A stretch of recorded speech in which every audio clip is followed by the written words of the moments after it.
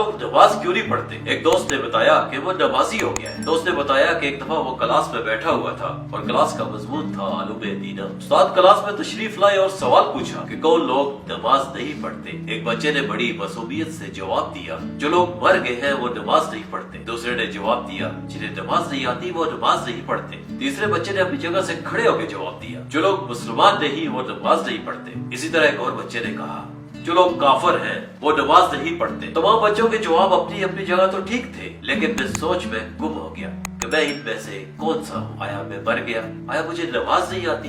बिल्कुल आती है। या मैं मुसलमान नहीं? अल्हम्दुलिल्लाह मैं मुसलमान हूँ। क्या मैं अल्लाह से नहीं डरता? बिल्कुल डरता हूँ। क्या मैं काफिर हूँ?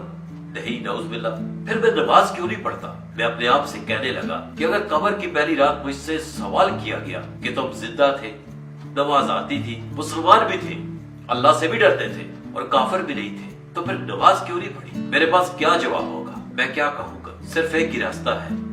सोचिए, जरा सोचिए और आज से ही सोचिए। अल्लाह हाफिज।